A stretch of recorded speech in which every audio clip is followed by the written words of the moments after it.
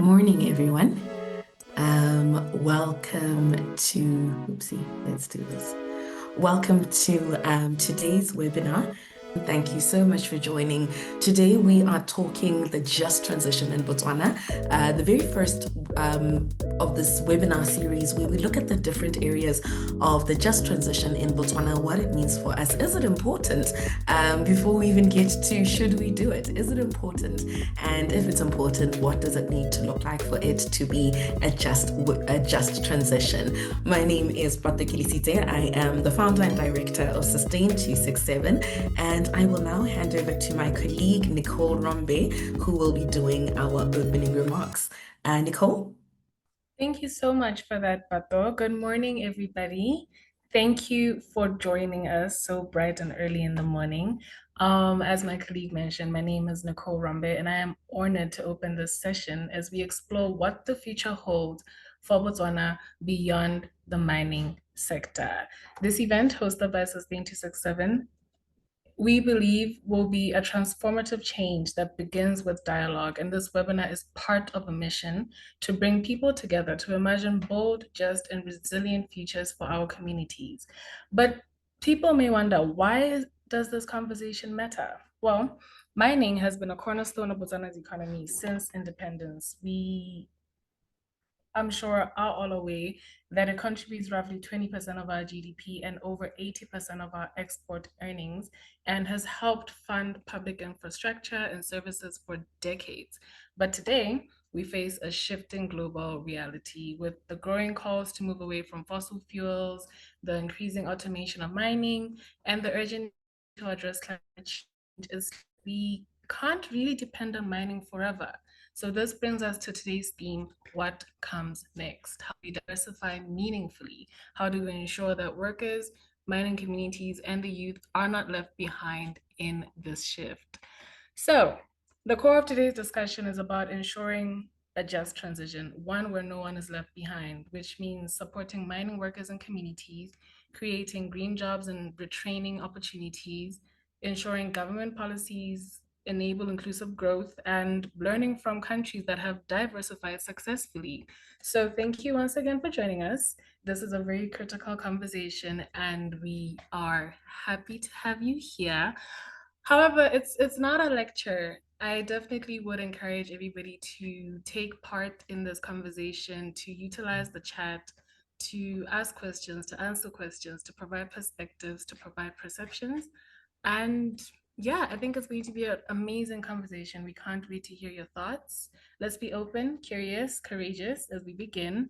And now it's my pleasure to hand back over to Pato, and also welcome to our speaker, Dr. Malapisi. Thank you so much for joining us. And yeah, let's have a nice conversation this morning. Thank you so much, Nicole. That's Nicole Rumbish. She's the project officer at Sustain 267 and based in Maung. So I think Nicole's opening remarks grounded our conversation quite well, helping us appreciate why mining is so important in Botswana, and at this time, why it's so critical for us to be having these conversations if we're going to be having a just transition. So we are having this webinar series as a way to raise awareness on some of the economic risks and opportunities that come with the transition as a mining reliant economy, looking at bridging knowledge gaps on environmental and social impacts, and what can be done about them, and also empowering the most vulnerable groups with targeted solutions for them, and trying to make sure that this is a platform where multi-stakeholder engagement can happen, and pushing for the right policy advocacy. So some policy advice as well. We were meant to have Reki Topiri, who's the executive secretary of the Botswana Mining Union. Unfortunately, he has had an emergency, as we know happens when you're a servant of the people, and he won't be joining us. But still excited to have this conversation with Dr. Lesego Molapisi, who's the founding director of the transitions think tank.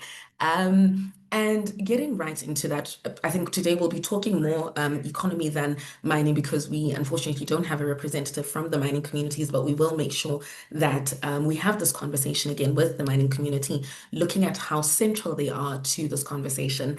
I think I'm also at some point going to switch off my video as well, and we'll just be doing audio. It'll be like listening to a podcast, like listening to the Sustain 267 podcast.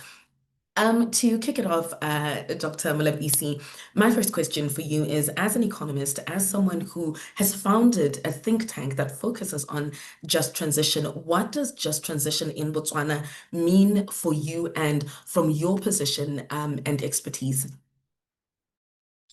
Just checking. Can you hear me, Basil? Perfectly. Okay, all right. Good morning to you all. I think actually when you were saying we don't have a person from the mining industry, I myself have a very good history with the mining industry, having had just come from there actually. So I think I may be able to speak to some of your questions regarding life after mining, Yes. as well as yes. So I think we may be able to have a good discussion, as short as it might be. Yes. So if you can just come back to me with your question again, that was you were asking me about the transition and what that means for me. Yes. So in your position, I forgot that you've been in mining and you actually just left mining. So we do have someone from mining in the room, an economist and in mining. We won with Yeah. you as a speaker. The question is, what does the just transition in Botswana mean for you and from your perspective as an expert? Yes. So I think you did a very good introduction regarding the transition in Botswana. For me, it is a transformation in our economic system.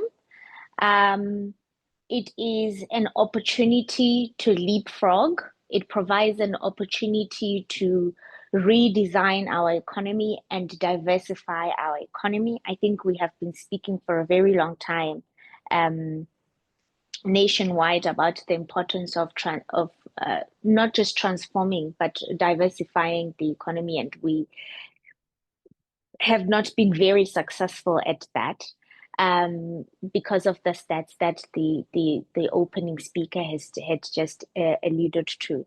So I believe that transition not only serves an environmental purpose or environmental objective, but also provides us with an opportunity to be um, a green hub in the Southern African region, an attractive investment destination by way of attracting investors that are interested or that are would like to pursue green industries.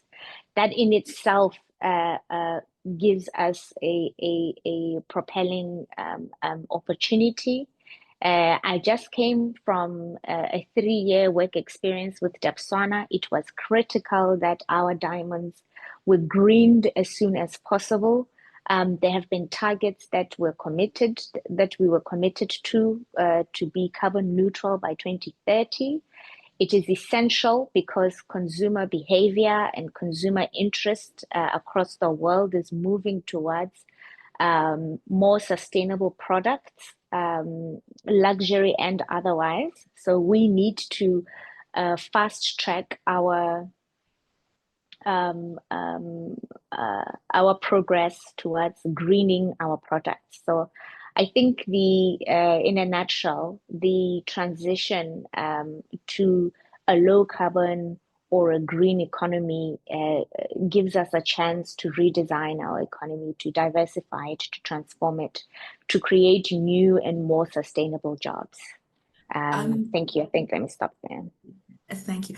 And with that, I think you make a strong case for just transition. But for someone who doesn't know what the phrase just transition is, who doesn't work in the climate space, who doesn't work in some of these carbon intensive and thus maybe is at the periphery of the conversation, the question is, but what are the risks? I mean, why do we even need to, what are the risks that Botswana face if we don't just transition? What are the risks that make this an important conversation to have? What are the risks that even make this a priority when we've got challenges like unemployment, health, and so many economic challenges? What are the risks if we don't take the just transition, and at all levels, not just within mining?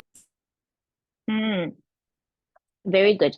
So the I think let me start with the most obvious, right? The world is being called to transition because of the most important factor, which is the environmental impact that high carbon economies cause.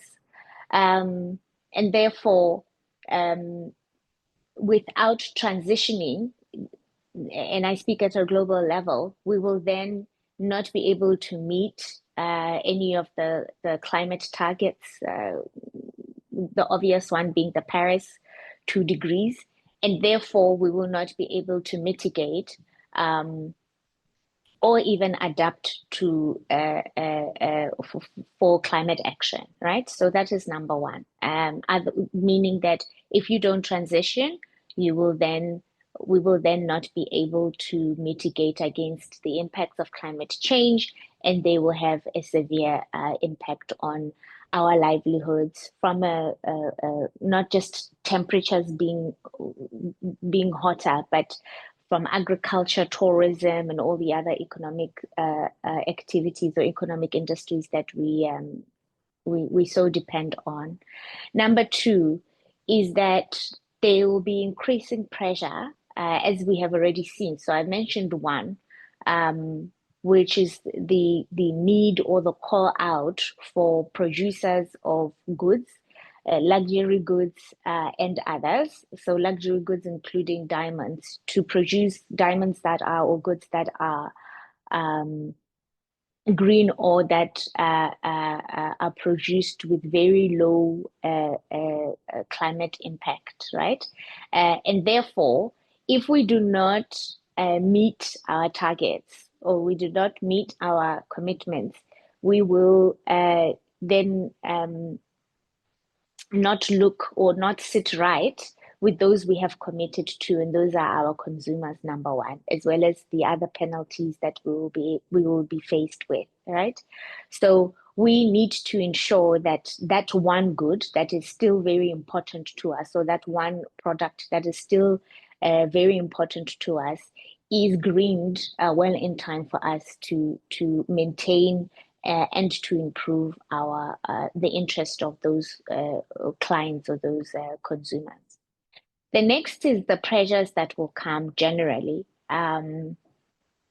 from carbon taxes that are starting to, or carbon regulations that the international communities are starting to be very stringent on, as well as trade reforms that are being proposed across the globe.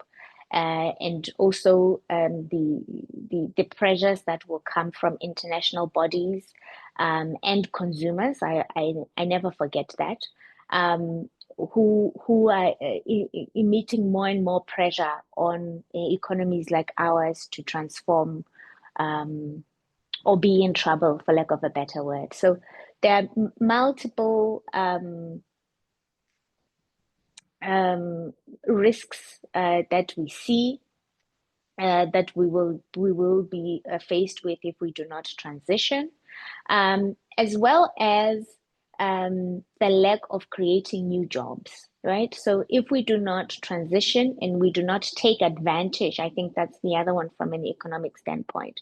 If we do not take advantage of our ability to lead the transition, especially at a regional level, others will surpass us and others will take advantage ahead of us. I'd like to speak very much to everybody about this is also from an economic standpoint, our import bill. And just, this is actually a study we're trying to do at the Transition Think Tank, which is look at our import bill and the trade economics of a fossil fuel driven economy versus one that is that has transitioned or is transitioning, right? And just look at the statistics, growing statistics in the oil sector, and seeing how much Botswana spends, or how much Botswana themselves spend on oil imports into the country, and just how many economic reforms we've had to do and policy adjustments we've had to do, and why am I forgetting the word? Subsidies that the government has to put in place for Botswana at home to afford, as well as the market here to sustainably grow. So one of the things that one of the advantages or the risks that we will be able to mitigate with the transition will be the mitigation of a growing import bill. So I've tried to mention a few, but I hope, yeah. Yes, hope those were I good. think, and they were quite broad. I think the risks one, I see we've got some people from insurance. I think the risk one will be quite important to them, looking at those premiums, and it should keep your risk assessors quite busy. The response that you gave was quite macro, it was quite focused on macroeconomics, but now looking at microeconomics. As an economist and mining representatives, you mentioned consumers, you mentioned livelihoods, and now when we bring the conversation right back to the ground, if we're transitioning, that means we're looking at mining communities, we're looking at micro economies within those mining communities. And we now appreciate what the just transition is. We appreciate the risks, but what must be done then to support some of these mining communities if we're looking at transitioning from a carbon intensive economy and carbon intensive supported economies, but now looking at livelihoods, looking at real lives, looking at jobs, looking at some of the supporting economies and supporting businesses around some of these economies. What can and must be done to support these communities into a just transition? Okay.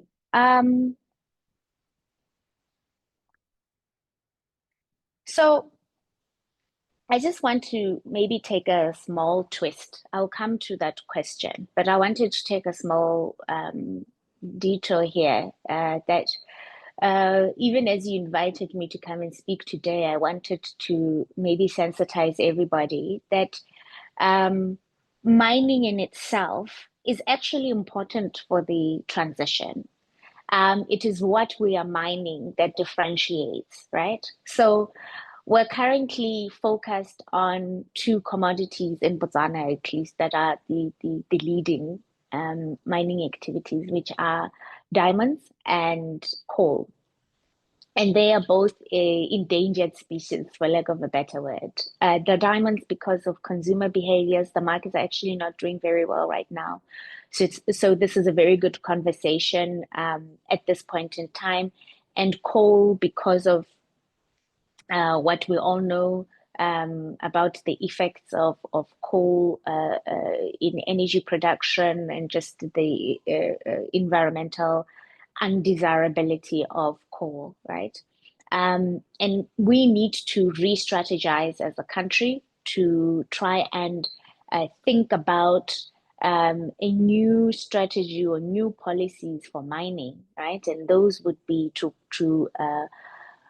grow mining in the critical minerals areas, right? Critical mineral sectors. And those are minerals that will be important for a green transition or a green future or a low carbon future. What are those minerals? Those are minerals that will be important for those minerals that are used in batteries, right? Batteries that will be important for electrification, minerals such as copper, that will enable us to use green electricity and not fossil fuels. We have just had the announcement of the manganese project in Kanye, which will be very important for manganese batteries. We have endowments of nickel, for example, in Botswana, in the north, et cetera, et cetera. So even the prospects of rare minerals and lithium and all the other minerals that will be important for ensuring that we do that the world does meet its greening targets.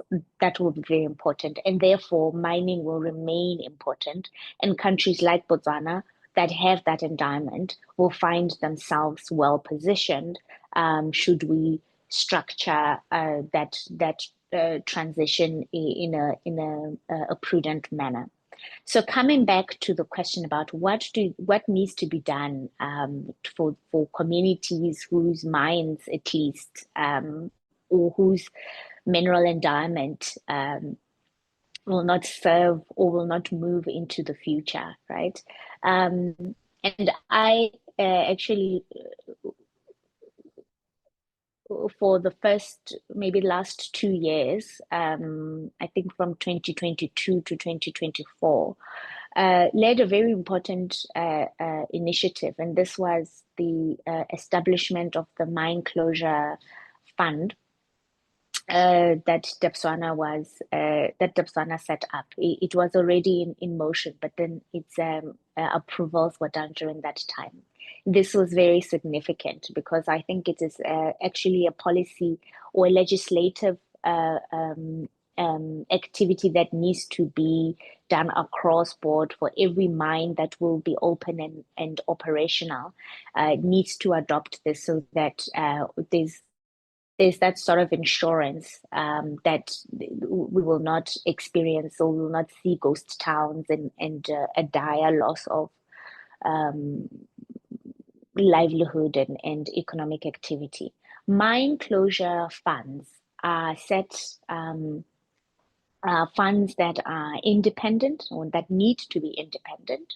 They would be set up with the intention to be used at the time that the mine closes to rehabilitate the mine itself, but also to afford an economic diversification for the areas or the community in which the mine exists. So within the sphere of influence for the mine. This is to ensure that other economic activities are born out of the mine or out of these proceeds. This could be tourism, agriculture, etc., whatever it is that can come out of or that community would be able to advance. So I think without being too long, one of the most important things will be for us to legislate, regulate, and make actual policies and frameworks that will be adopted across the country, and not just by certain mines or certain ones that do well than others, but it needs to be a law in Botswana that everybody must have a mine closure fund, and it must be independently managed, and it should be made to benefit the communities at a later stage. Thanks, Baba. That's a great segue to the next question that I was going to ask actually on, you speak of you led the mine closure fund, but what policies do we need to see in place? What do we need from our policymakers? What should we be calling for? And then just an announcement to the people in the room, please note that because our other speaker, the executive director of Botswana Mine Workers Union, Rekizo, could not join us, this will be a shorter session than we had thought. We're going to keep it to about 45 minutes. We're going to keep it nice and tight. Please feel free to introduce yourself in the chat and maybe where you're joining us from, share any questions or comments that you may have that are unique to your area of expertise and your area of work, or any other questions you may want Dr. Malapisi to unpack. So when we talk about policy, yes, we want, you touched on a policy, Dr. Malapisi. We want policy that enables things like mine closure funds, but what other policies should we be pushing for? On top of what other policies should we be, what other policies should we be pushing for? What should we be demanding from policymakers to make sure that we are, because they serve a constituency, and the constituency that they serve are those who have something to say. Yeah, so I think we need a very structured policy for the transition, at least on that side, right? And I hope we're still speaking about the transition and mining, right? We need it very structured. I'll give you an example. In South Africa, the Presidential Climate Change Commission, they started off with a framework that basically classified those deemed as vulnerable, or those who will be affected, to what degree they will be affected, and then structured what sort of jobs will be lost, what sort of livelihoods will be affected, etc., etc., in a sort of a framed manner that made it very clear what the impact and effect of the transition will be to various groups of people, or various types of roles, right? That for one is very important, and I believe policymakers need to prioritize that so that we understand what it means, because that can then be matched very well with what can be done, right? So we can understand this is who will be affected, and this is what can be done about that. We also need policy framework, or policies that are based on strategies with targets that say this is what we want to meet by date X. And this is how we will do that. And that becomes very clear as to what the objective is, what the target is, what the commitment is, and what are the steps that we need to take to get to that point. We need to be clear on the definitions of social justice. We need to be clear on the definitions of decent jobs, on what we believe inclusivity and participation is. We need to also understand economic equity, and those need to be pronounced, and those need to come out of our policies as clear as possible. These policies would need to be nationwide. So I don't believe, countrywide. And I don't believe that they are the policies of one ministry, for example, but this needs to be a countrywide level. As in, this cannot just be looked at from an environmental lens, or from just the lens of energy production, right? This needs to have a holistic lens, which would include our local governments, which will include the mining, together with the energy, together with the environmental sustainability, together with education and health, etc., with all the economic sectors, or all the sectors put together, so that one framework can be true for all, and one North Star from a policy and strategy point can be true for all. Thank you very much. Indeed, we do need a North Star. And speaking of North Stars, the very last question as we wrap up our conversation, are there existing examples of successful transitions that we can learn from as Botswana? Because as you know, we love us a benchmark. So our very last question for our short conversation today, what are some of those successful examples, if they exist? Yeah, so there are a few examples that I can give you. I'll give you one, which was, I think, the coal one from Germany, where the Ruhr region in Germany, which was once a coal and steel powerhouse, transitioned to a diversified economy over several decades. Their key strategies were massive public investments in education and R&D. So they're now very well known for their R&D and infrastructure work.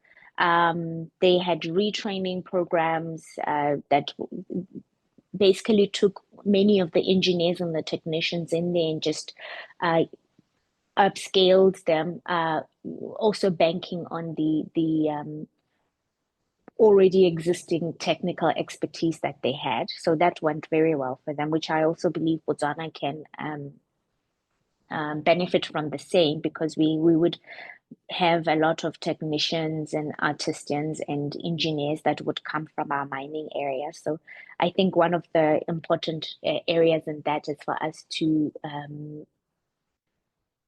benchmark from the investment in education and R&D, which has later created this rural region into a transitioned infrastructure hub. There is one more that I can give, which is the one in Chile, which was the copper sector diversification.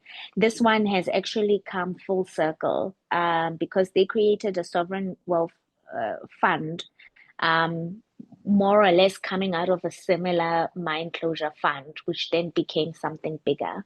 So I think this is a good example for us. Because there were some value added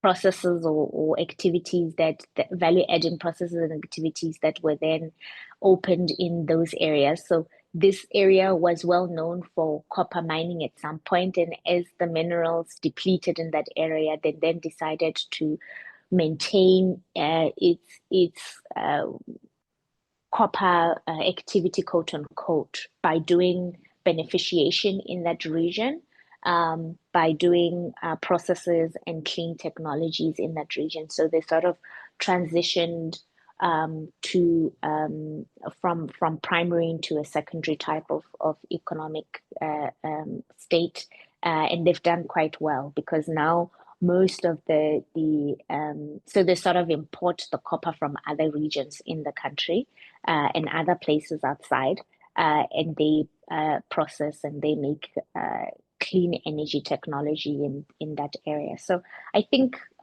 with the transition in Botswana, this does give us a good example for what it is that we can do, right? That we have, our former BCL, which is now known as Premium Nickel, and I believe there's a lot that can still be done from an industrialization standpoint, and specifically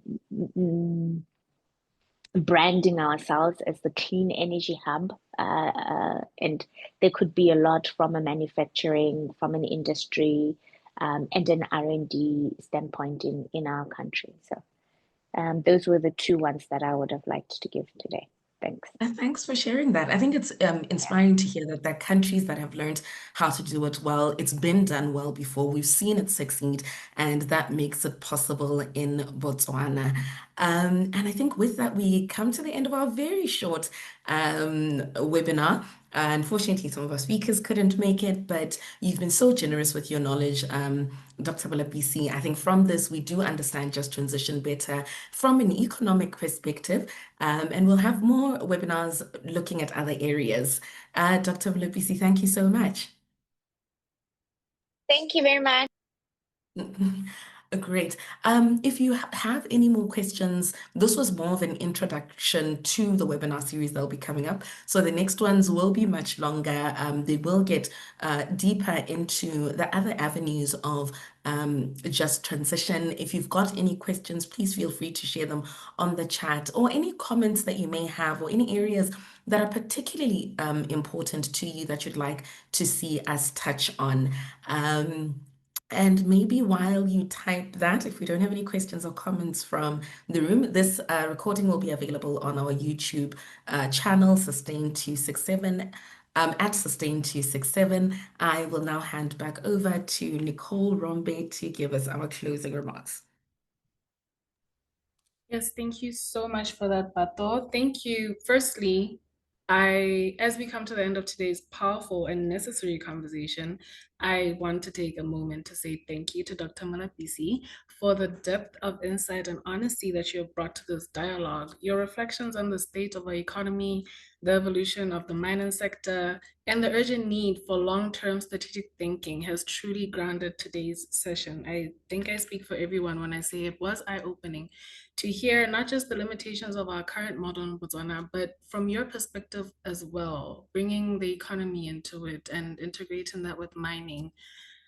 There's potential in Botswana to invest wisely in economic diversification and inclusive growth. I learned quite a lot. I especially appreciated your point with the policies in Botswana, how we should legislate, regulate, and make actual policies and frameworks in Botswana that benefit the communities at a later stage. For example, you gave reference to the mine closure fund. So I think those are amazing suggestions that you gave. I think you definitely helped us step into more conversations that need to be made around this topic of just transition. And I truly appreciate and thank you for coming today.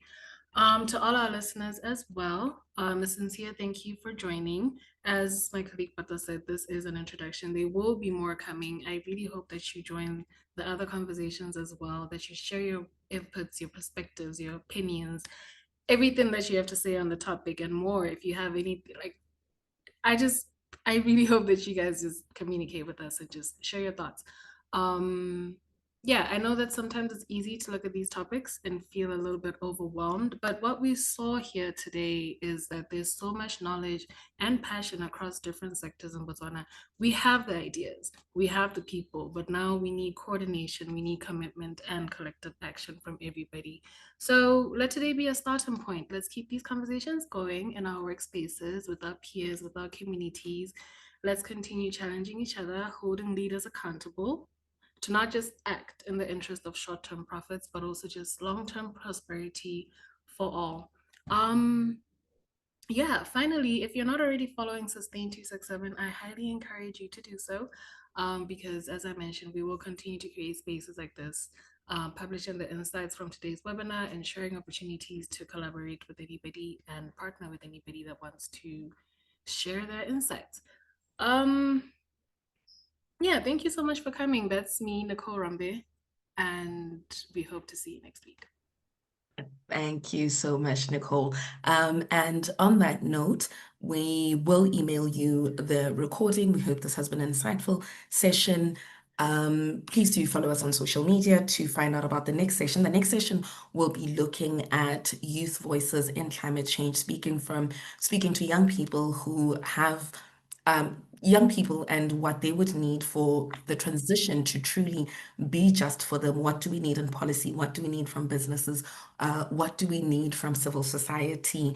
And what does it look like? What's the ask? What's the win? And we will continue to unpack them, looking at agriculture, looking at alternative economies as well, and looking at livelihoods. With that, we come to the end of today's session. Thank you so much for joining, and we hope you have a lovely rest of your day. My name is Bato Sitze, and I have been your moderator for today's webinar. Take care all.